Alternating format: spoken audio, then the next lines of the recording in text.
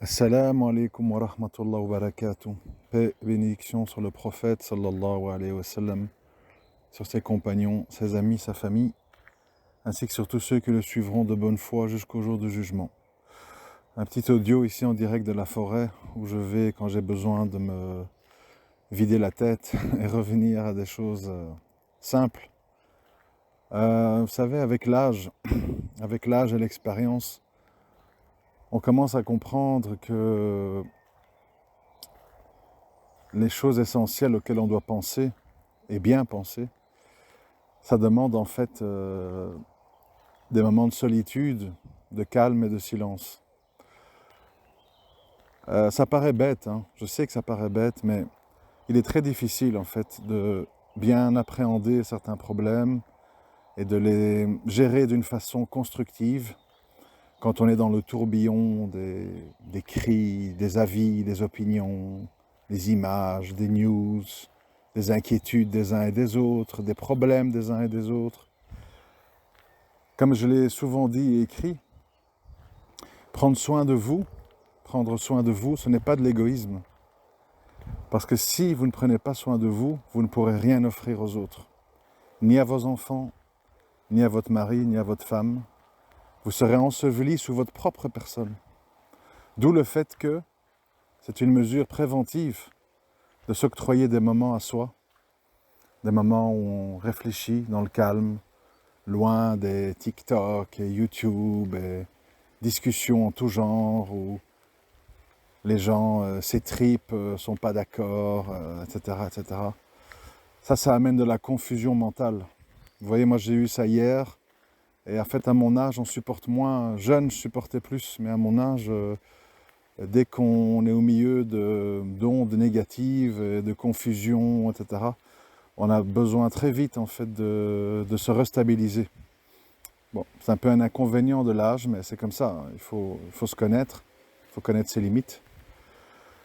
Et ce que je voulais dire aujourd'hui, dans une plus large mesure, après cette petite introduction, c'était que dans la vie, surtout pour nous les musulmans, vous voyez, dans la vie, il y a ce qu'on appelle se mettre en condition. Se mettre en condition, c'est très important. Et de nouveau, ça paraît bête. Et pourtant, c'est très négligé par beaucoup de gens. On ne se met pas en condition pour la prière. On ne se met pas en condition pour avoir des relations intimes avec nos femmes. On ne se met pas en condition pour jouer avec nos enfants. On ne se met pas en condition. Qu'est-ce que j'entends par là? Ça veut dire en fait qu'à un moment donné, il ne peut pas se passer certaines choses d'une manière profonde, intéressante, enrichissante, si on n'est pas en condition. Par exemple, quand on parle de la prière, bon, je me fais l'écho à ma façon, avec mes mots, mais pour ne pas passer pour un voleur d'idées, je le dis quand même, je suis occupé à écouter attentivement pas mal d'interventions d'un certain Cheikh Faisal qui est imam à la mosquée Fatiha à Massy, dans le sud de Paris. Bon, je ne sais pas qui il est, je ne connais pas ses appartenances, c'est pas ça qui m'intéresse. C'est certains concepts en fait qu'il met en avant que je trouve qui me parlent, peut-être parce qu'il est converti, je ne sais pas, je comprends mieux.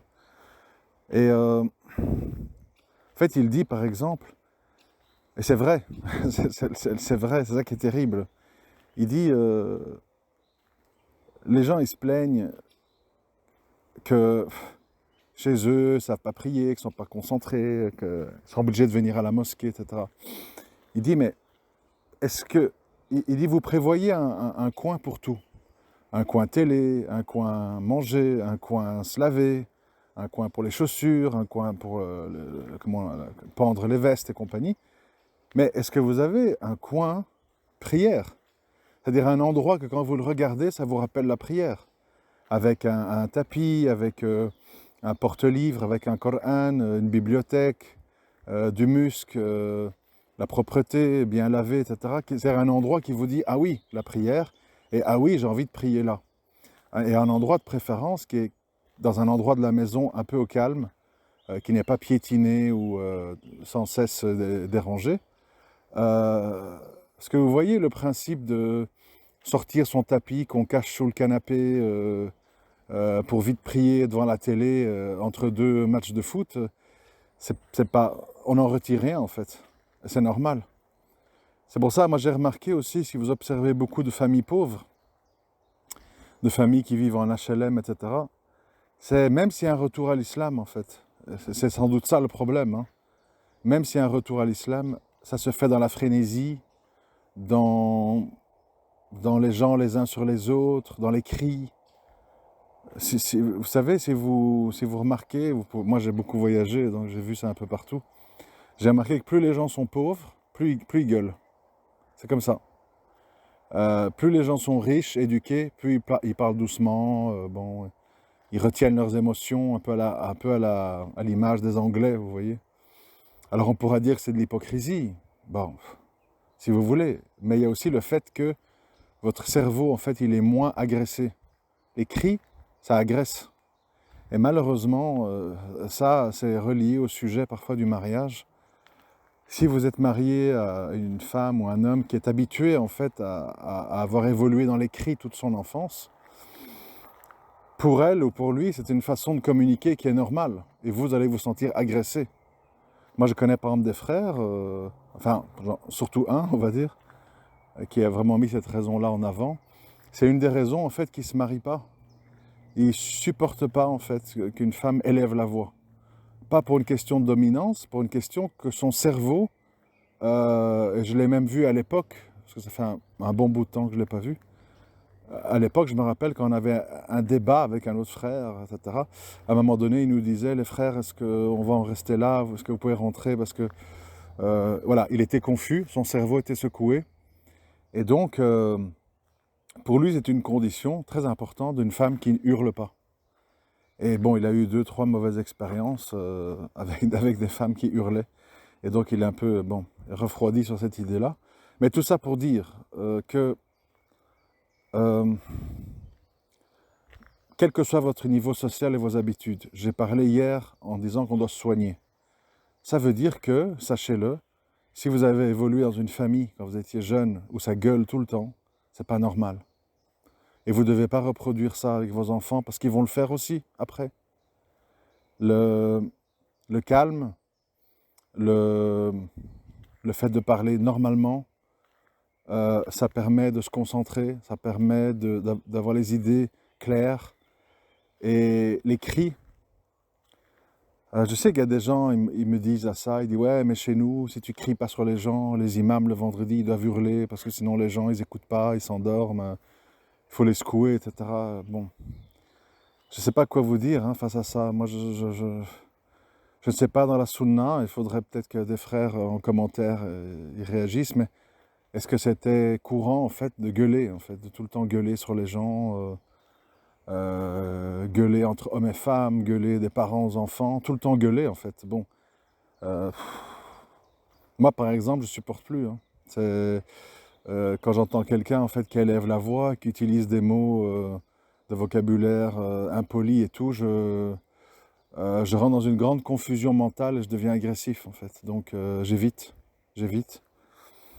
Sans doute parce que je suis un peu, comment on dit, j'ai atteint mon quota.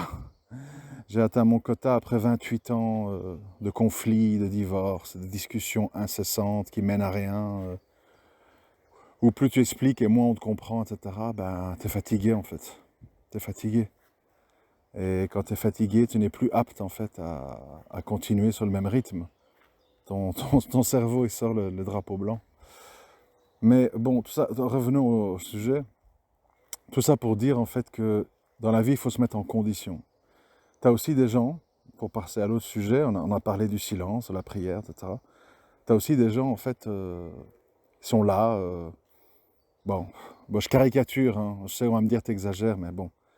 Ils sentent la cuisine, ils sentent l'oignon, qui a les mains encore avec du noir je sais pas, de la mécanique, il revient de son boulot, là. Puis les gens ils disent bon allez, youpla, mon droit, truc. Et une femme encore plus qu'un homme en fait. Bon, après, Moi, j'ai un peu ce point commun là avec les femmes, mais bon, bref, ça dépend. Il faut être dans des conditions. Il faut se mettre en condition. Vous ne pouvez pas exiger des choses d'une autre personne sans la mettre en situation. On n'est pas des robots où on met on-off, play, game over. C'est pas comme ça que ça fonctionne, un être humain. Un être humain, bah, ça demande de se poser, d'être propre, de sentir bon, d'avoir un regard tendre, d'avoir des gestes, comment je vais dire, des gestes apaisants, des gestes tendres, etc. On n'est pas comme ça des machines ou des vaches ou des chiens ou des lapins. C'est pas comme ça que ça va. Et de nouveau, c'est une question d'éducation. On en revient chaque fois à ça et de référence culturelle. Quand un enfant a l'habitude de voir que ses parents ne s'embrassent pas, ne se regardent jamais tendrement, ne se prennent jamais par la taille, ne s'éclipsent pas à un moment donné en disant aux enfants ne nous dérangez pas, etc., qui ne voit que des conflits, des regards durs, des reproches, des rabaissements, etc., bah, ils vont reproduire. Ils vont reproduire et sachez-le, moi je vous le dis pour les plus jeunes, vous pouvez être marié à la plus belle femme au monde, au plus bel homme au monde pour les sœurs, s'il n'y a pas de complicité, s'il n'y a pas de regard, s'il n'y a pas d'échange, s'il n'y a pas de profondeur, la beauté, vous allez l'oublier très vite en fait. Ça va devenir bof, parce que cette beauté, oui, elle dépend. Vous savez, n'importe qui, vous, moi, quand on sort du lit le matin, franchement, on n'est pas, on n'est pas attirant. Hein. Faut dire ce qu'il y a, quoi. Et de nouveau, la première chose que le prophète sallam faisait quand il rentrait chez lui, c'est se brosser les dents avec un siwak. Tu vas pas faire subir à ta femme une haleine de toute ta journée, quoi.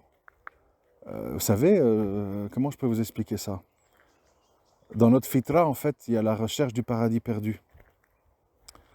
Et ici-bas, ben, on est dans un monde, vous voyez bien, si rien n'est embelli, c'est les poubelles, c'est les cadavres, c'est la saleté, c'est la poussière qui s'amoncelle, je sais pas tout quoi. Enfin, on est dans un monde terrestre fait de poussière. Tout ce que vous voyez autour de vous, c'est de la poussière qui est agglomérée en fait. Si un bulldozer passe et tape, tape, tape, tape, tout ça devient de la poussière en fait. Donc, ça veut dire qu'ici, en fait, on doit tout le temps faire tout ce qu'on peut pour dépoussiérer, c'est-à-dire être dans un environnement propre, sentir bon, être coiffé, être parfumé. Vous voyez tout ça en fait, c'est important parce que c'est ça qui nous fait rappeler le paradis et c'est ça qui adoucit notre âme. Si on se rappelle de Dunya dans un foyer musulman, c'est compliqué parce que Dunya nous inspire du dégoût. On y vit, on fait avec, mais le musulman averti et conscient, il est dégoûté par Dunya. Je veux dire, je ne vais pas faire un dessin, mais Dunya, ça peut être beau sur une carte postale, vous voyez des paysages, des lacs, etc. Mais dans la réalité, Dunya, c'est sauvage. Les animaux qui se mangent les uns les autres, la lutte pour la survie, je veux dire les poubelles, les décharges, enfin tout ce qui s'y passe, quoi. C'est pas appétissant, ça adoucit pas l'âme. Ce qui adoucit notre âme, c'est tout ce qui nous fait oublier Dunya. La prière, les bonnes odeurs. Oui, quelque part, bon. Allah, dans sa grande miséricorde, il a fait que les relations intimes nous permettent non seulement de nous reproduire, mais aussi de vivre un moment d'apaisement. Un moment où on oublie un peu ce bas monde, le stress, la pression, et on a l'impression de toucher, ne fût-ce que quelques secondes, une sensation paradisiaque, quoi. Je ne vais pas aller dans le détail, mais vous voyez ce que je veux dire. Et donc, tout ça, le musulman, en fait, il doit le faire pour lui-même et pour que l'autre, on a le devoir, en fait, de lui faire rappeler le paradis. À travers les bonnes odeurs, à travers la propreté, à travers l'intimité. Sinon, il ne faut pas s'étonner de la situation dans laquelle on est, en fait. C'est des musulmans de façade, tout le monde se déteste, tout le monde est stressé, tout le monde est sous calmant, qui clope, qui a des joints, qui ceci, qui cela, bon. Parce qu'on ne met pas notre âme en condition. On ne la met pas en condition. Et ça, ce sujet se relie aussi au sujet du choix de l'épouse et de l'époux. À nouveau, c'est relié à mon expérience. Toujours en référence islamique, parce qu'il y a beaucoup de gens, malheureusement, quand je parle, en fait, ils me disent ouais, mais tu ne parles pas de versets coraniques, tu ne dis pas les hadiths, etc. Les hadiths et les versets, on les connaît tous. Le problème, c'est comment on les transfère dans notre contexte. Et ça, c'est mon travail. C'est-à-dire d'essayer, sur des bases islamiques, d'expliquer dans un langage commun, qu'on comprend tous et qui colle à nos vies réelles. C'est ça le but. Donc, vous savez, si on veut des frères qui récitent des versets et des hadiths, parfois comme des machines, il y a des gens qui le font très très bien. Il n'y a pas besoin de moi. Ils parlent l'arabe, ils ont le Coran par cœur et tout, il n'y a pas besoin de moi. Je suis inutile, si c'est ça. Donc moi, j'essaye d'être utile dans le fait de transposer ça et d'essayer de l'expliquer en profondeur par rapport à notre réalité, et dans des mots et des phrases qu'on comprend. Et donc, je reviens, quand on me dit choisir une femme, choisir un mari, qu'est-ce que je vous dis par rapport à nos références islamiques et par rapport à mon expérience, mon vécu, ce que j'ai vu autour de moi, analysé, etc. Moi-même, j'ai mis énormément de temps à comprendre tout ça. Il ne faut pas croire. Mais de nouveau, comme je vous le dis souvent dans les audios, j'essaie de vous faire gagner du temps. Donc essayez de tirer profit de ce que je raconte et vous perdrez moins de temps que moi. Alors, choisir une femme, choisir un mari, bon, bien sûr, il faut quelque chose, voilà, je vais vous parler franchement, il faut quelque chose dans le physique de l'autre qui vous attendrit l'âme. Son regard, ses gestes, sa voix, sa façon de marcher, sa façon de regarder, il faut quelque chose, je suis d'accord. Mais surtout, arrêtez avec cette histoire de beau, belle, ça veut rien dire. Il n'y a pas de beau, belle. Il y a des hommes et des femmes vraiment pas beaux, mais avec beaucoup de charme. Et on s'attache beaucoup plus au charme qu'à la beauté, surtout avec le temps. Regardez tous ces couples de footballeurs avec des mannequins et tout, ça dure jamais longtemps. Pourtant, ça les femmes, voilà, ils les choisissent comme des voitures, quoi, vous voyez. Elles se ressemblent toutes, blondes, minces, les seins refaits, machin. Ça dure 2-3 ans, puis bam, il y passe à une autre. Donc, le charme, il faut que vous trouviez quelque chose de charmant dans l'autre. Ensuite, ça c'est sans doute le plus important, selon moi, il faut que quand vous êtes en présence de cette personne, votre âme, elle est apaisée. Je répète, il faut que quand vous êtes en compagnie de cette personne, votre âme ressent un apaisement. Pour des raisons qui vous regardent. Certains vont dire parce qu'elle me fait des bons plats, certains vont dire parce que, je sais pas, elle est habillée à mon goût. Enfin, chacun a ses critères de ce qui apaise son âme. Moi, par exemple, je suis quelqu'un qui a l'âme apaisée quand je sens que je peux faire confiance à une femme, qu'elle va toujours me parler avec une certaine forme de respect.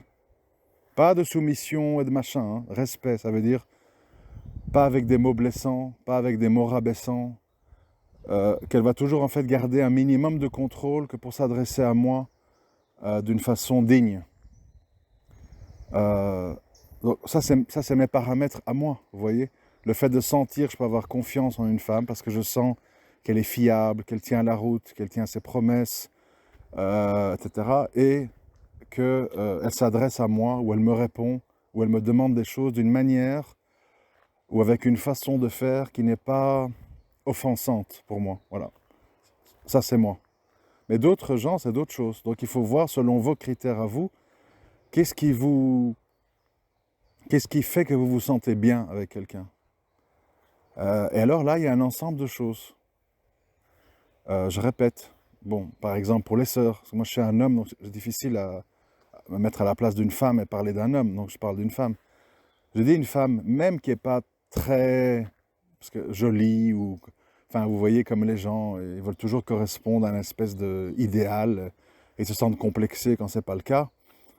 Mais moi, je veux vous dire, si vous êtes pudique, si vous parlez calmement, avec respect, avec une certaine forme de douceur, avec des mots choisis. Si vous sentez bon, si vous êtes propre, si vous avez un peu de kohl autour des yeux, l'homme, il est sensible à tout ça. Il n'est pas sensible qu'à la beauté avec une femme orgueilleuse, capricieuse, qui crie, qui fait des scandales tout le temps, avec qui tu chattes, où t'étais, machin. Un homme, il aime bien l'apaisement. Il aime bien rentrer chez lui et être apaisé. C'est très important. Et l'apaisement, ça passe par avoir le regard réjoui et l'âme réjouie, à travers, comme je l'ai dit, le calme, le rangement, l'hygiène, les bonnes odeurs, etc. Donc on revient chaque fois à se mettre en condition, se mettre en condition. Pour tout, nous devons nous mettre en condition.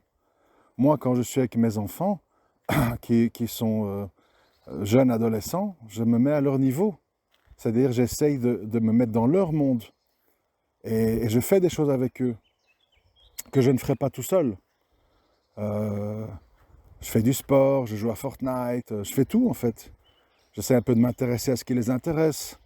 Même si a priori c'est pas bien, la musique, machin, et puis je dis, ah, ouais, ça c'est pas terrible, c'est mieux ça, tout doucement, tu les amènes vers des choses de plus en plus clean, et puis tu leur montres le bon exemple, et puis comme ça, c'est comme ça qu'on éduque. Tu n'éduques pas avec des coups de bâton, de halal, haram, tu peux pas, tu crées des hypocrites qui font tout dans ton dos, ça sert à rien. Il faut voir le monde dans lequel ils évoluent, et il faut s'ajuster en fonction de ça. Être dans le déni, ou de forcer les choses, ça ne crée que des hypocrites. Ou des gens qui, à un moment donné, en ont marre d'être pliés, ça casse, et ils fuguent, ils partent, ils font des trucs dans ton dos pour faire des trucs très graves. On ne compte plus le nombre de cas de fils ou de filles d'imams qui font des dingueries, comme on dit, malheureusement, parce qu'ils ont subi trop de pression, et pas assez d'explications, d'amour et d'encadrement humain. Mais bon, c'est un autre sujet. Donc, comme vous voyez, quel que soit le sujet qu'on évoque, il y a la question de la mise en situation. Il faut mettre en place en fait des choses, des actions. Par exemple, il y a un frère, il me disait, par rapport aux ablutions, comment faire pour que ça m'aide à me concentrer dans la prière. Moi, je lui ai dit, par exemple, essaye de faire tes ablutions avec de l'eau assez froide. Parce que la froideur de l'eau et l'humidité de l'eau, ça va effacer certains voiles que tu peux avoir dans la tête.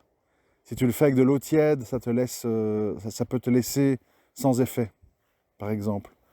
Il y a le fait aussi de prier dans un lieu qui est propre, qui sent bon, qui te rappelle en fait le paradis.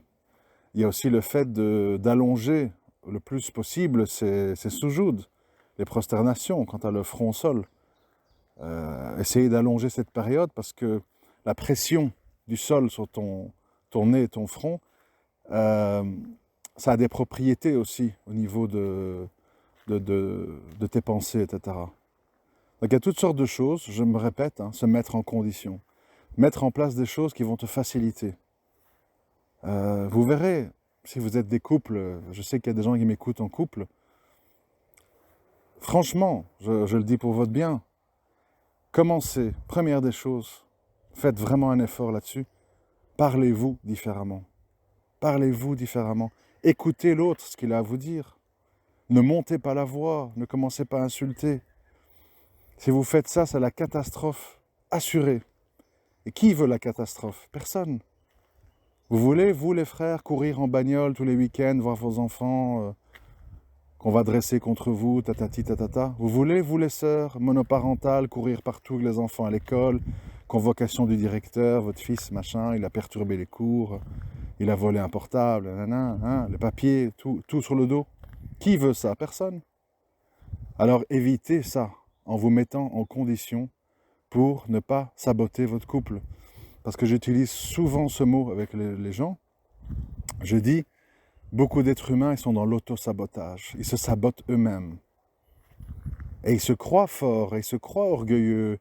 Ah, j'ai demandé mon rôle. Ah, je l'ai répudié. Ça la prendra. Ouais, c'est bien, mais...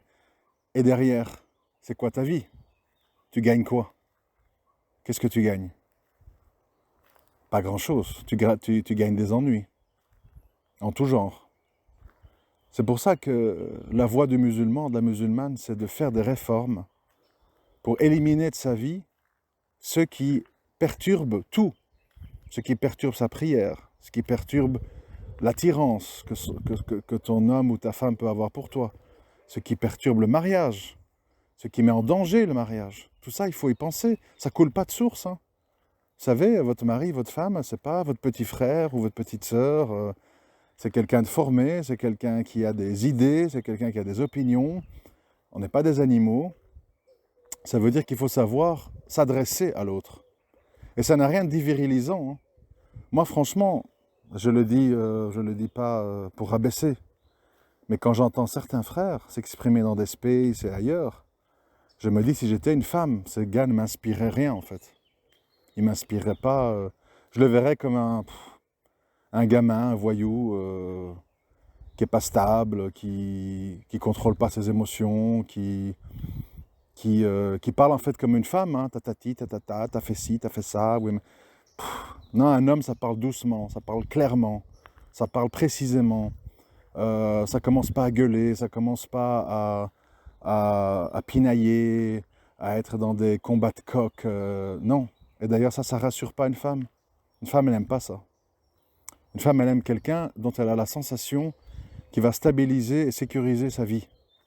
Et pour ça, il faut une attitude qui va avec. Si vous êtes hystérique, si vous êtes là, ouais mes trucs, il a dit, je vous préviens, je me désavoue. Vous pensez être intelligent, vous pensez être viril, mais en fait, vous faites peur. Vous faites peur. Peur pas dans le sens qu'on a peur de vous, mais qu'on a peur de vivre avec vous. On a peur d'être votre ami, on a peur d'être votre femme. Et vous vous en rendez pas compte parce que vous pensez que ça fait intelligent. De nouveau, on le dit, mais on ne le fait pas. Quel est le meilleur exemple?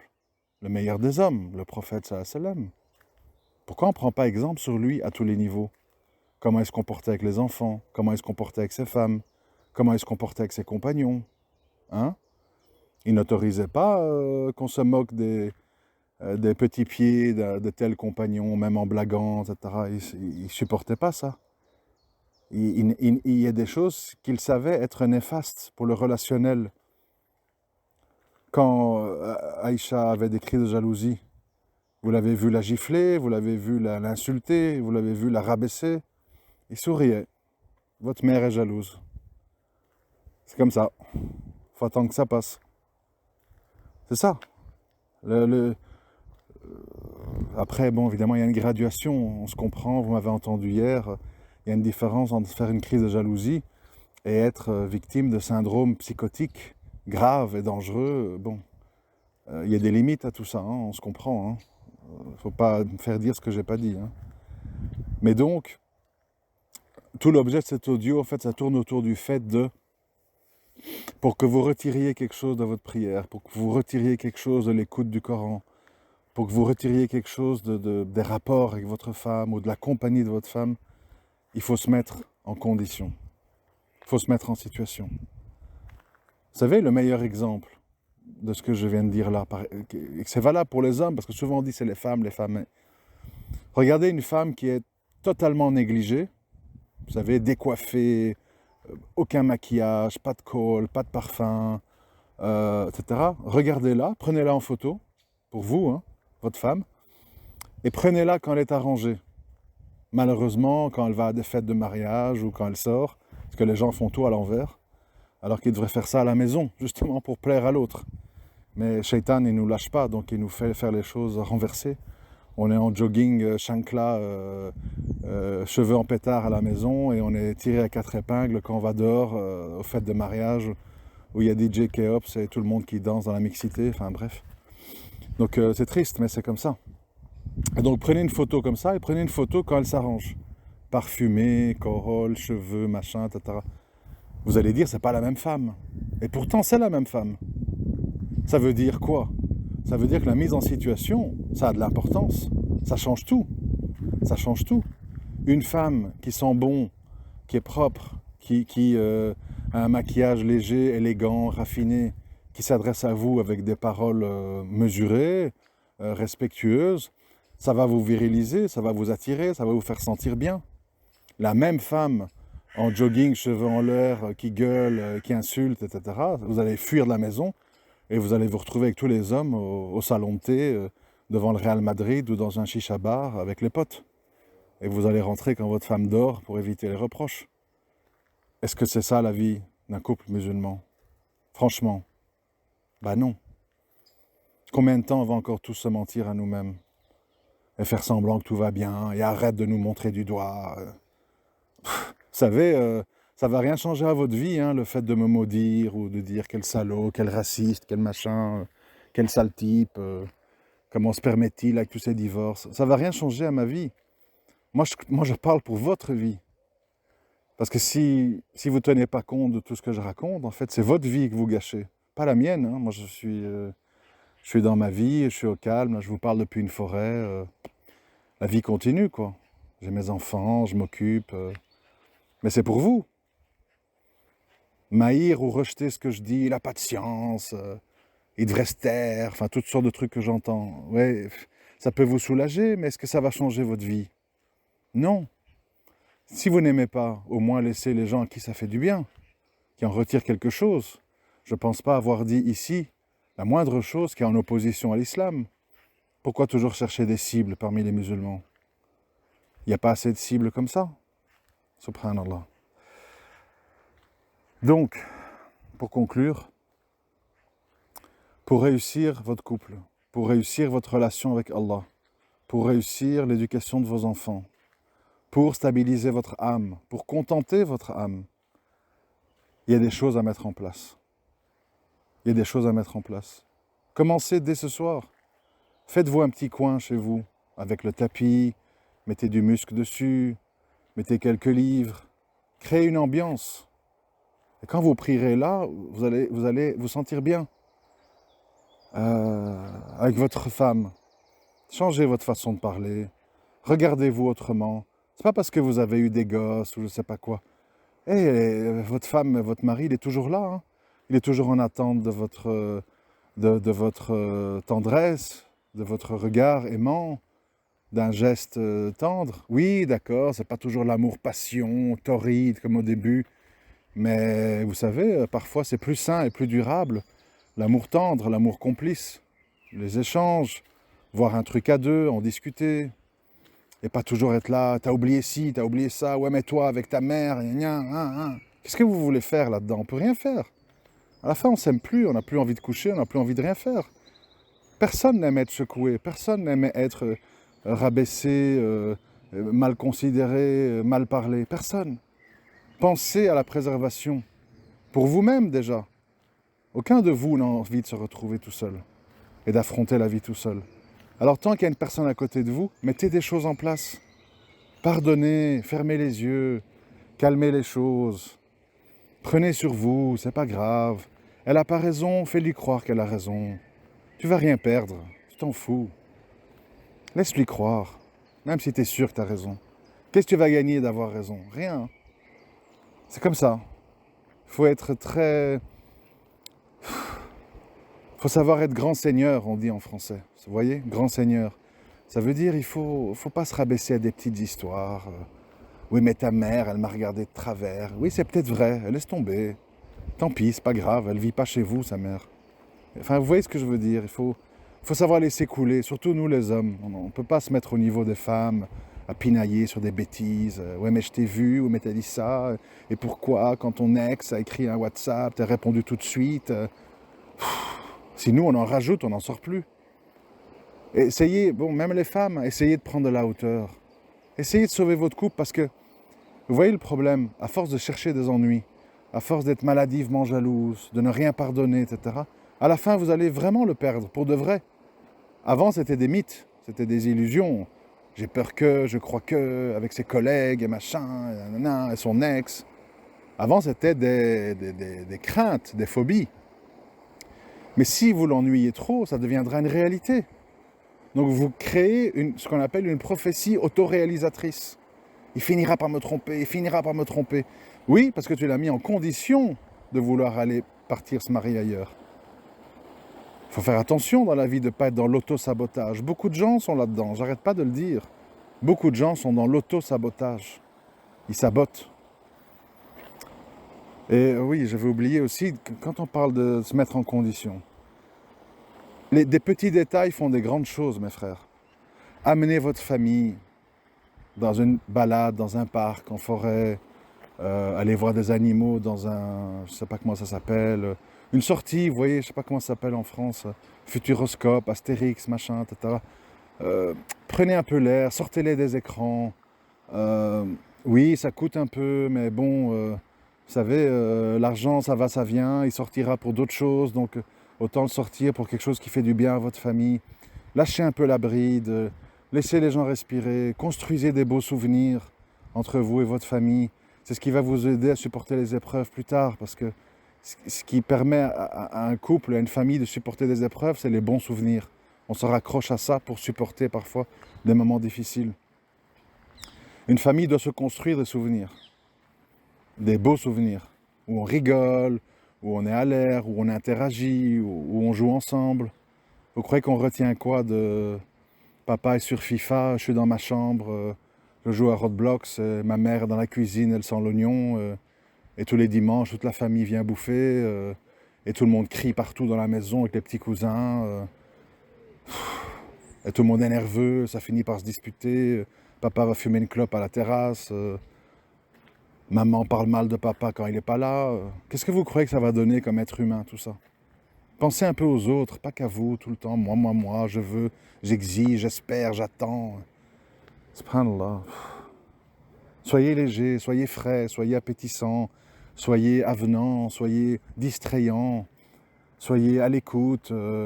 Consacrez un peu du temps aux gens qui partagent votre quotidien. Arrêtez de passer du temps à regarder des clowns et des singes millionnaires qui courent derrière une balle, qui n'en ont rien à foutre de vous et de votre vie, ce qui n'est pas le cas de vos enfants et de votre femme. Cessez d'avoir vos mauvaises fréquentations dans vos chicha bars, votre salon de thé avec des gens qui vous font perdre votre temps, qui vous parlent de foot, de trucs, de politique, de radotage, et les juifs, et Gémour, trucs. Allez à l'essentiel, protégez le plus important, et agissez sur ce que vous pouvez agir, c'est-à-dire vos proches, votre femme et vos enfants. C'est là-dessus que vous pouvez agir, et sur vous-même bien sûr, mais sur le reste, c'est quoi? Vous parlez. Tu peux rien changer, tu peux rien faire. Réponds aux questions, partage tes opinions, mais pas dans le radotage et les conflits et les débats inutiles, qui te prennent du temps. Et ce temps, en fait, il est volé à ta famille, d'une façon ou d'une autre. Et ta famille, elle a des droits sur toi, mon frère. Il faut garder bien les idées en place, hein, parce que quand on se laisse aller comme ça et qu'on croit que comment on appelle, tout est dû, c'est pas comme ça. Dans la vie, tout se gagne, tout se conserve, et ça demande une lutte continuelle, parce que le temps abîme les choses. Et pour contrer le temps, il faut faire des efforts. Si tu ne fais pas d'efforts, le temps va tout détruire. Les sentiments, le sexe, l'attirance, le bon comportement, tout. Religion, même chose. Si tu ne renouvelles pas ta foi, si tu n'écoutes pas des dourous qui touchent ton âme, si tu ne lis pas le Coran régulièrement, si tu ne pries pas d'une manière concentrée, ton dîn va devenir un vernis. Et en fait, ton voile ou ta barbe ou ton camis va cacher une âme très proche de la mécréance, tout en pensant être musulman, mais dont l'islam n'est plus présent dans le cœur. C'est juste un paravent, en fait, un vernis. Et ça, c'est la grande défaite, vous voyez, à tous les niveaux, dans la religion, dans les relations sociales, familiales, sentimentales. On ne peut pas laisser aller les choses. Il faut lutter pour tout le temps embellir, pour tout le temps rajeunir, pour tout le temps relancer, pour rafraîchir. Tout ça, c'est important. Bon, j'étais super long, désolé. Mais voilà, j'espère que ne fût-ce que l'un ou l'autre couple qui m'écoute, ou des couples qui vont bientôt se former, ça va les aider. Rien n'est acquis. Vous devez lutter et vous devez donner des bonnes choses à l'autre, des beaux souvenirs, des belles balades, des relations intimes enrichissantes, partager des idées de la meilleure des façons, sans hurler, sans rabaisser, sans crier. Sans ça, c'est déjà très difficile la vie. Si on rajoute ça, c'est impossible. Essayez de gagner du temps et de ne pas perdre des années précieuses en comparaison avec ceux qui ont mis du temps pour comprendre tout ça. Qu'Allah nous préserve et nous guide. Assalamu alaikum wa rahmatullah wa barakatuh.